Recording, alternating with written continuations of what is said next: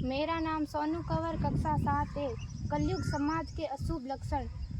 कुटुंब कम हुआ, संबंध कम हुआ, प्रेम कम हुआ, मर्यादा कम हुई, लाज लज्जा कम हुई, विनम्रता कम हुई, समर्पण कम हुए, पुस्तक वाचन कम हुआ, खान पान की शुद्धता कम हुई, बाल कम हुए, कपड़े कम हुए, नींद कम हुई, घी मक्खन कम हुआ, पीतल तांबे के बर्तन कम हुए, भाई भाई का प्रेम कम हुआ, सत्य कम हुआ, अतिथि कम हुए, धैर्य कम हुआ, श्रद्धा और विश्वास कम हुआ, बड़ों का सम्मान कम हुआ और भी बहुत कुछ कम हुआ जिससे जीवन सहज था, सरल था। संतान को दोष न दे। बालक या बालिका को इंग्लिश मीडियम में पढ़ाया, अंग्रेजी बोलना सिखाया, बर्थडे और मैरिज एनिवर्सरी जैसे जीवन के शुभ प्रसंगों को अंग्रेजी कल्चर्स के अनुसार जीना ही श्रेष्ठ माना।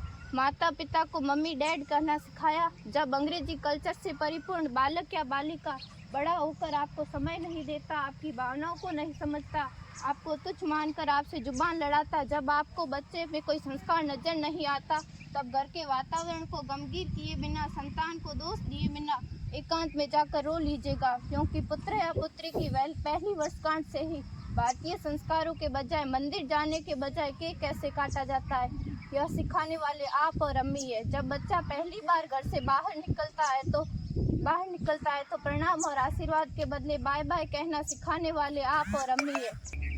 हम परीक्षा देने जाते समय इष्ट देव बड़ों के पैर छूने के बदले बेस्ट ऑफ लक कहकर परीक्षा भवन तक छोड़ने वाले आप और अम्मी है।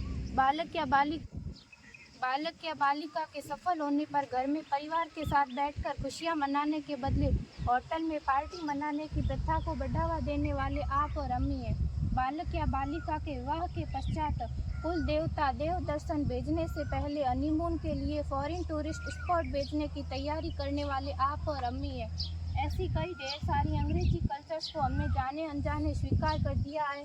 अब तो बड़े बुजुर्गों के पैर छूने में भी शर्म आती है। गलती किसकी? मात्र आपके माता और पिता की। अंग्रेजी अंतर्राष्ट्रीय भाषा है से काम का जेतु सीखना है, अच्छी बात है, लेकिन इसकी संस्कृति को अपने जीवन में उतारने की तो कोई बाध्यता नहीं थी। अपनी समृद्ध संस्कृति को त्याग कर नैतिक मूल्यों, मानवीय संवेदनाओं से रहित अन्य सभ्यताओं की जीवन शैली अपनाकर हमने क्या पाया? अवैध संबंध, टूटते रिश्ते, व्यसन युक्त धन, थके हारे मन, छल भरे रिश्ते, अनुशासनहीन संतानें, असुरक्षित समाज। एक बार विचार जरूर कीजिएगा कि संस्कारवान पीढ़ी क्यों आवश्यक है।